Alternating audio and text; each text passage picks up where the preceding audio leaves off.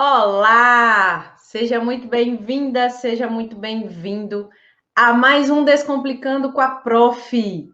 E o tema escolhido de hoje foi sobre a fisiologia muscular, ou seja, descomplicar a fisiologia por trás da força e da hipertrofia muscular, né? Muitos alunos nos procuram exatamente com esse objetivo.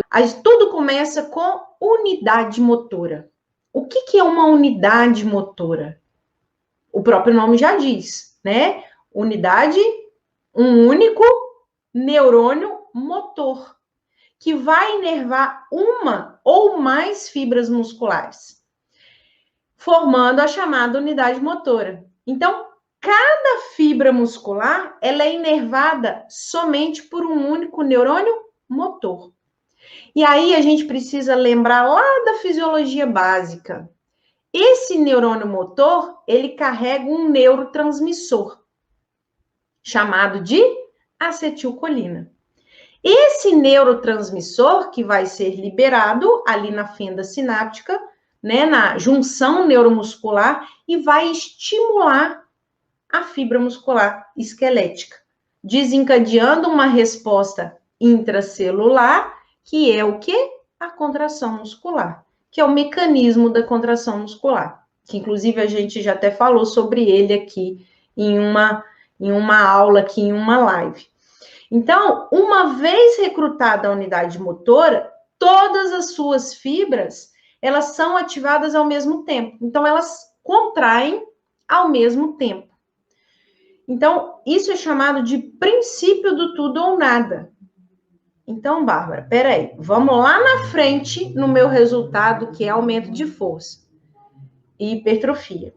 Se eu quero aumentar a força, consequentemente, eu preciso recrutar mais unidades motoras.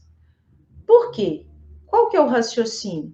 Se uma unidade motora inerva um conjunto de fibras musculares, e aí todas contraem ao mesmo tempo, esse estímulo desse neurônio motor, ou seja, esse disparo, ele tem que ser rápido.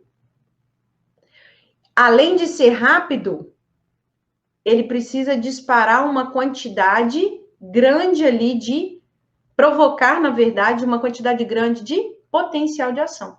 Então, o motoneurônio, ele determina a velocidade de contração da fibra muscular. E aí, quando a gente fala em velocidade de contração, aí eu coloquei uma imagem aqui, ó, de uma unidade motora, que é um neurônio motor, ó, inervando um conjunto de fibras musculares. Isso é uma unidade motora. Aqui, nessa outra figura que eu coloquei para chamar a atenção, exatamente esse neurônio motor inervando ali um conjunto de fibras musculares, que na figura aqui representa o bíceps braquial. E aí a gente observa o seguinte, que no terminal axônico desse neurônio, né, desse neurônio motor, eu tenho ali vários terminais axônicos contendo inúmeras vesículas sinápticas com um neurotransmissor que vai estimular a fibra muscular. Essa outra imagem, ela é um esquema mostrando exatamente toda essa relação que eu acabei de citar aqui para vocês. Então, para um indivíduo que quer hipertrofia muscular, força muscular, dentro da fibra muscular, dentro do músculo, né? A gente tem ali os próprios receptores, os mecanoreceptores que vão enviar essa informação para o sistema nervoso central, e o sistema nervoso central vai dar o comando através do neurônio motor, que faz parte do sistema nervoso periférico motor, somático. Para quê? Para estimular essa fibra muscular. Se for força e hipertrofia, os disparos das unidades motoras são muito maiores. Eu listei aqui uma série de tópicos para isso ficar bem claro para vocês. Então, a regulação da força de contração, ela depende de quê? Da frequência de potenciais de ação para as fibras musculares ativas. O que vai interferir nessa frequência? O estímulo que é dado. Aumento de unidades motoras recrutadas. O objetivo é esse. Aumento do tamanho das unidades motoras recrutadas. Recrutamento de unidades motoras com tipos de fibras diferentes. Então, o aumento da velocidade do ciclo de ativação e inibição das unidades motoras interfere na velocidade aí, na tensão exercida pela fibra muscular. A gente tem a questão da fadiga, porque aí vem aquela questão. Para se ter ganhos de força e hipertrofia, treinar até a falha ou não? O que os estudos nos mostram? E estudos recentes, tá? Que, independente de treinar a falha ou não, tem estudos que comparam os dois e eles verificaram o quê? Que não tem diferença. Porque ambos tiveram resultados positivos, significativos com relação a ganhos de hipertrofia e de força muscular. Treinar até a falha ou treinar uma porcentagem alta de intensidade, né, em cima de um RM, de uma repetição máxima, os resultados foram similares. E vai depender do indivíduo. A fadiga, ela representa o quê? A incapacidade da musculatura de gerar tensão a partir de estímulos repetidos do sistema nervoso. Então, a fadiga no exercício, geralmente, quais são as hipóteses? Fadiga, gente, existem hipóteses da fadiga central e da fadiga periférica. Na fadiga central está relacionada a parte aí do sistema nervoso. Quantidade de neurotransmissor liberado para estimular a fibra muscular esquelética, a quantidade de potenciais de ação que são gerados, a quantidade de cálcio liberada para a contração muscular. Então, isso está relacionado todo ao funcionamento do sistema nervoso, ao comando dele. Quando a gente fala em fadiga periférica, a gente pensa a nível muscular, local. Lembrem-se, metabolismo celular, né? A contração muscular. O que é a fibra muscular? É uma célula. Ela está consumindo oxigênio, ela está consumindo glicose para produzir energia, está consumindo ácidos graxos para produzir energia para ter aquela resposta fisiológica. E aí são uma série de adaptações que acontecem para que tenha aumento aí nos ganhos de força e de hipertrofia, que é um aumento no volume muscular. E a fadiga, ela pode interferir nesses resultados. Então, alterações na quantidade de neurotransmissores, né? Eu listei aqui alguns para vocês para ficar visual, né? Quando a gente fala, né, um indivíduo, aí eu preciso pensar o seguinte, eu tenho indivíduos aí que vão treinar, que são iniciantes, intermediários e avançados, certo? O que eu classifico como indivíduo iniciante? Que nunca treinou, nunca fez um treino de força. Quando eu falo treino de força, gente, é um treino de musculação, um treino com sobrecarga, tá ok? Então, quando eu trabalho pensando nisso, né, no treino de força, eu preciso classificar. Então, esse indivíduo que está aí 6 meses, 1 ano sem treinar, eu classifico ele como iniciante, tá ok? Agora, um indivíduo intermediário é aquele indivíduo ativo que treina aí 2, 3 vezes por semana. O indivíduo avançado, esse treina já há mais tempo, né? Já passou aí por diversos métodos, né? Por uma periodização. Então, eu preciso avaliar cada um deles. Então, voltando aqui nessa imagem que eu coloquei para vocês aqui, para exatamente exemplificar o seguinte. Nas primeiras 8 a 10 semanas de treinamento de força, os ganhos de força, eles são exclusivos pelo recrutamento aí de unidades motoras, ou seja, o comando neural. A partir de 10 semanas é que os ganhos de força, eles são proporcionais aos ganhos hipertróficos, porque são diretamente proporcionais.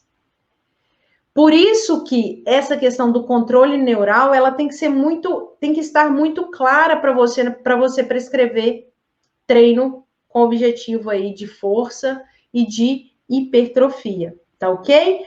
E aí esse controle neural, ele tem uma ação o quê? Coordenativa. Então, existe uma coordenação entre os músculos, agonistas e antagonistas, por exemplo. Os músculos envolvidos.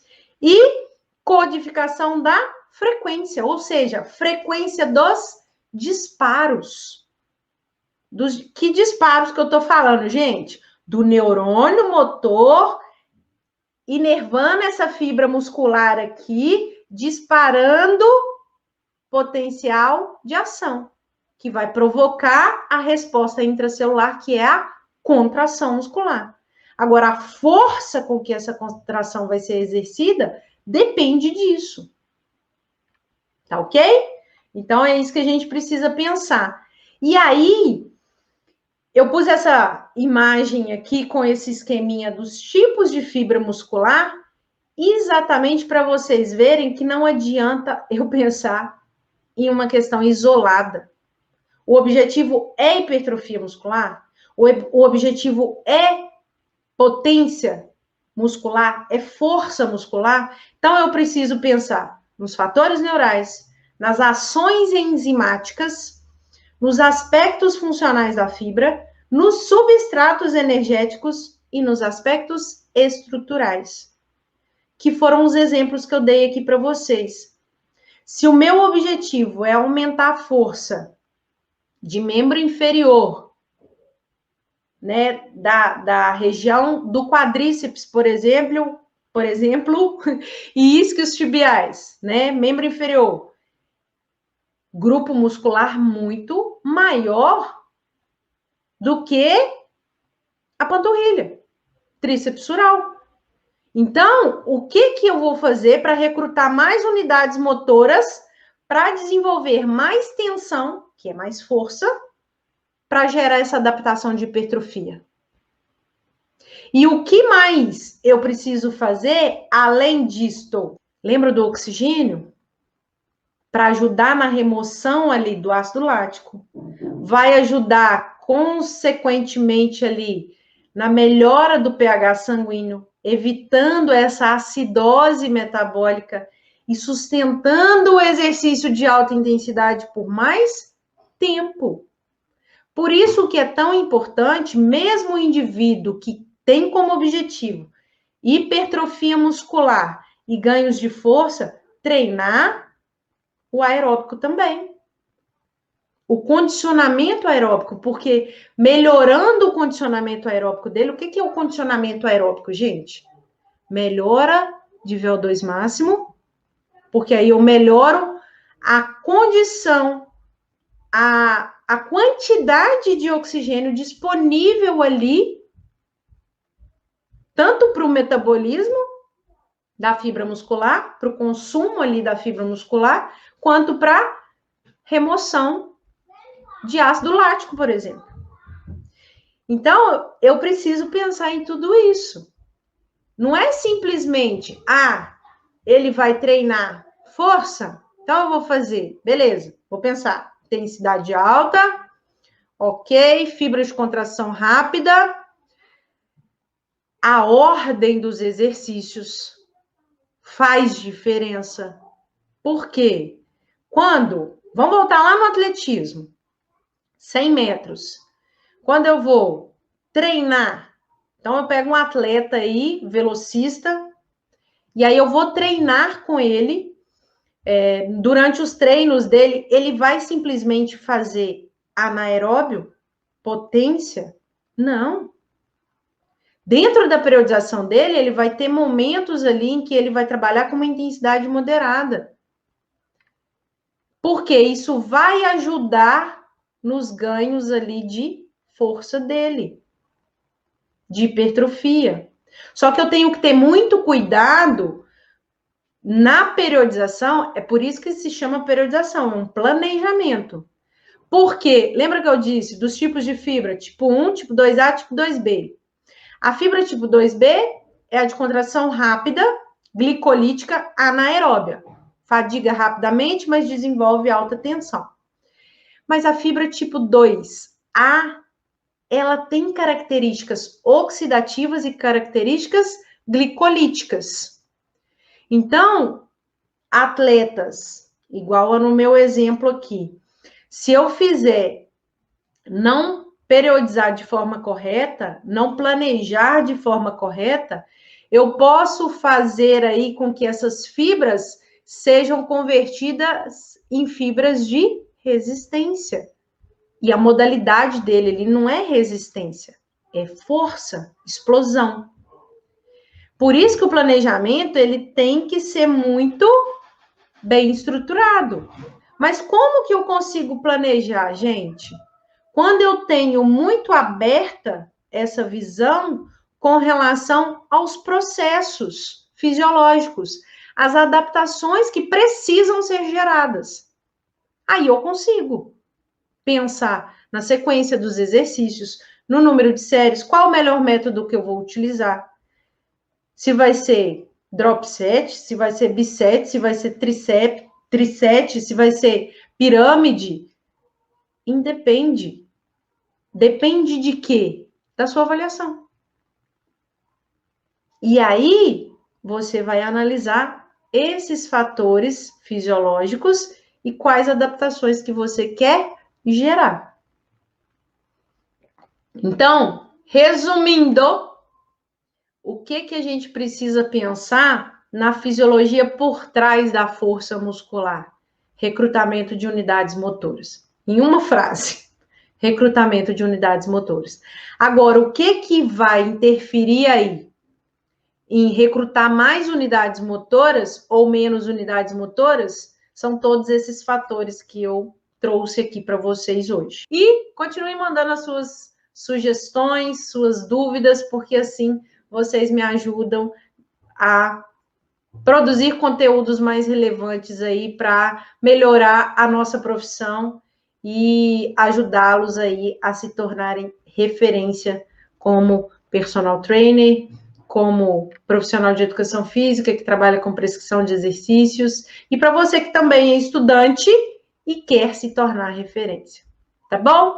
Gente, obrigada e até a próxima. Até o próximo encontro no Descomplicando com a Prof. Tchau, tchau.